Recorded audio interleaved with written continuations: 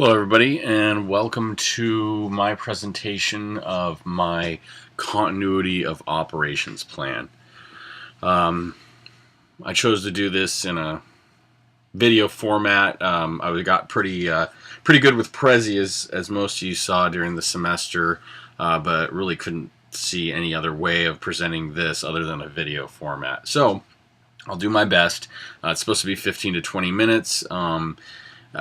Explaining how I came by the information, the resources used, and I'm going to have to stretch a bit to get that 15-20 minutes, and I'll explain why I chose to do my COOP plan on the Anchorage Fire Department. This is where I work, and I'm an employee here, a firefighter paramedic here, and the reason why I guess it's not going to take me as long to explain all this is because part of it is I have institutional knowledge here.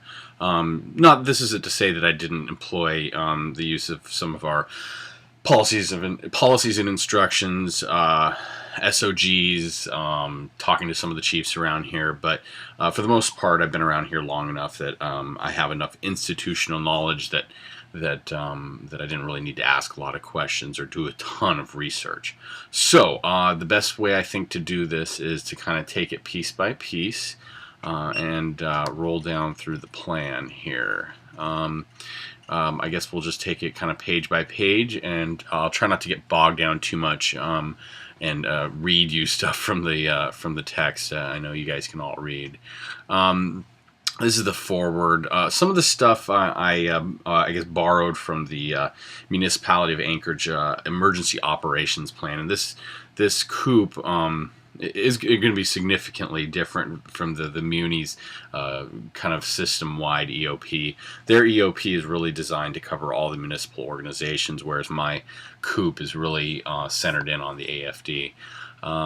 But as we say here in the forward, the AFD has a responsibility to ensure the safety of their employees and the public, and really this is the continuity of the businesses, or in this case, the organization's operations. So a lot of this is focusing on preservation of our duties, and by that I mean also our employees, while still allowing us to do our job. And another reason why a fire department is kind of tough to do a COOP on is because emergency operations is kind of what we do. I guess we're more prepared than the average bear for these kinds of things. If you were looking at something like Anchorage wastewater, like the sewer, or the electric company or the gas company, these guys don't do emergencies. Emergencies are kind of what we do.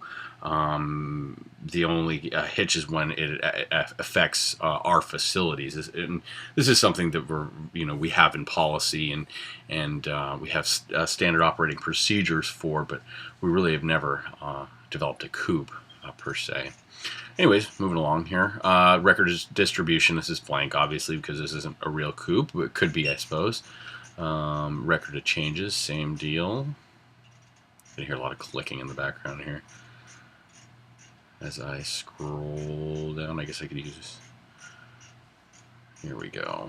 Use the arrow buttons here. Executive summary. Again, some of this language I kind of stole from the EOP because they did a lot of work for me, but I think they had it well worded, and it applied to the Muni. But the summary is basically that this document does meet the requirements of the NIMS, and we're going to annually coordinate updates to this plan, collaborate with the partners, and by we mean partners, we mean the other agencies that affect our work, like water, sewer, and police. And then each station division herein is supposed to become familiar with the plan. If you guys looked at the template, it actually a lot of times would talk about work group or state organization or state office. In our case, we really have to list station and division, and that was one of the other problems that we ran into, and I'll explain that a little bit later on. Let's see. This is my introduction here. Again, if you see it, you can read through it, and the purpose of the COOP. And this is kind of some general language that was still in the State of Alaska template. Here's kind of, we're getting to the meat and potatoes. There was quite a few lines here, but at being a fire department, our essential functions are quite simple. And one of those is to ensure the safety and security of the employees and responders. And that's our first and foremost, because if we can't do our job, then we can't go out there and do number 2 and 3, which is ensure the life safety of the public and property conservation of the public. The concept of operations was another thing that I kind of filled in the blanks with the state template. The decision-making process, I looked this over, and I decided that I didn't really need to change it, because the decision-making process does work for my organization. This is something obviously we'd have to implement systemically, but the alert and notification and implementation process. This is something that would be unique to the Anchorage Fire Department. We use what's called a telestaff, and it's an automated staffing program that rolls through all the numbers of the employees of the fire department, and we use it typically for staffing overtime positions. But this is something that could easily be set and forget to call in people on an emergency basis. As an employee here, I'm actually expected to have a functioning device, functioning phone that I can be contacted of in case of a major emergency, earthquake, big earthquake, of course, natural disaster, something where they're going to be calling us in off duty on an emergency basis. And of course, we have the AFD emergency telephone directory. This is just a standard directory that our battalion chiefs would use. This is the succession of leadership, and it'd be standard for most fire departments.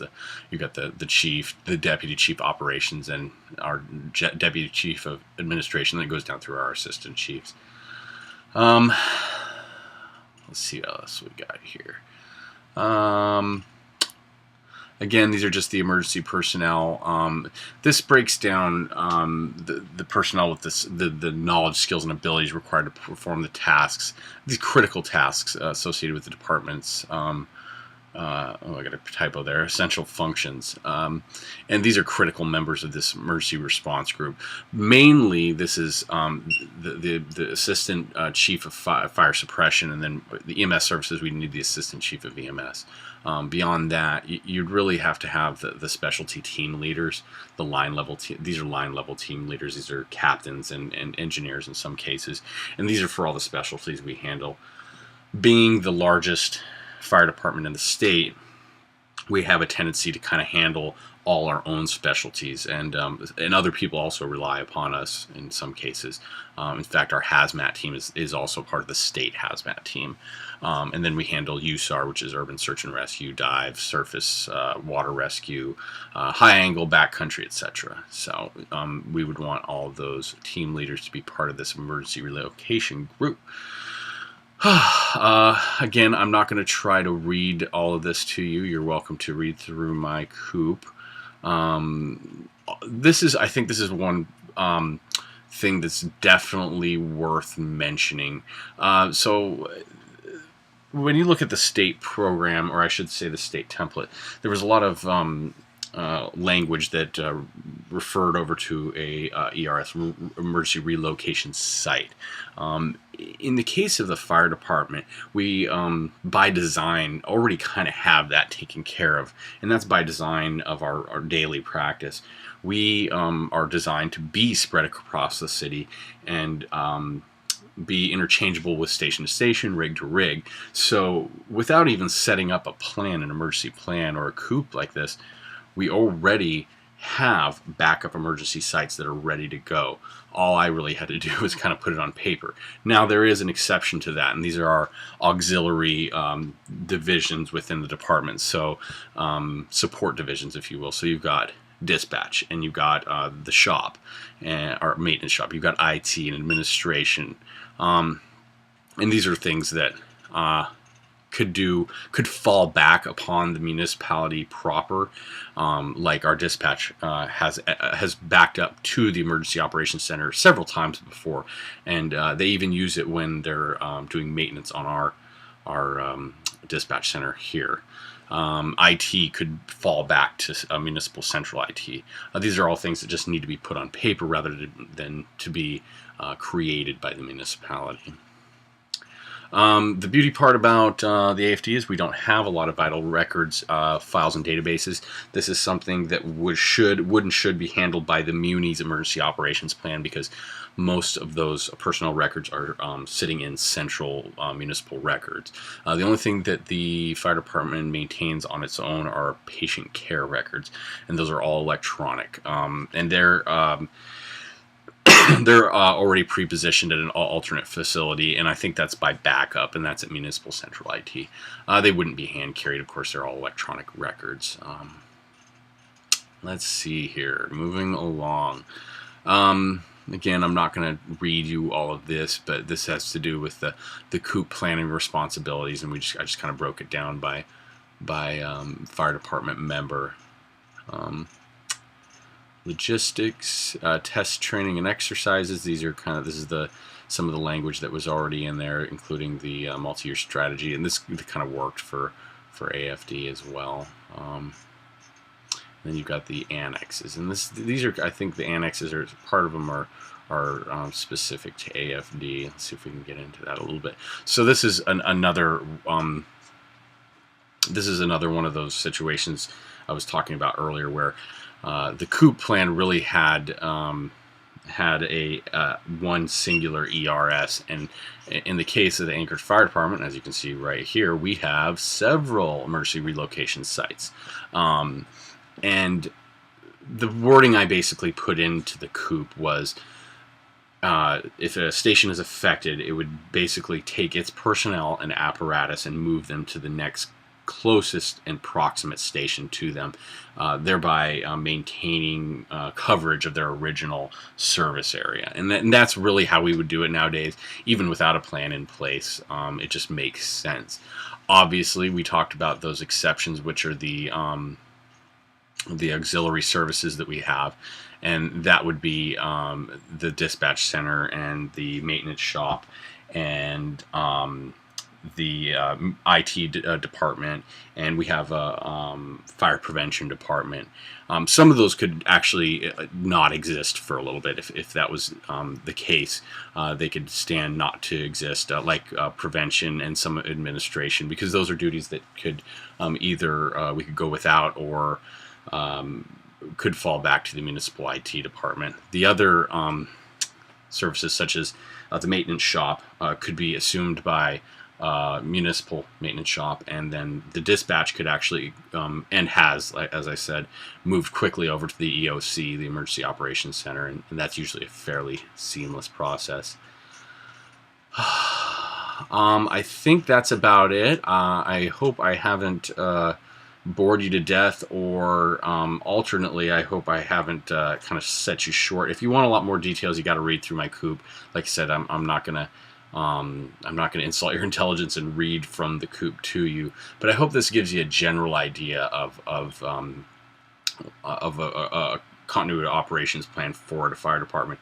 I actually found this to be fairly difficult because, again, the nature of a fire department is emergencies. So for us to put down what happens when we have an emergency is a little bit tougher, because we are already set up that way.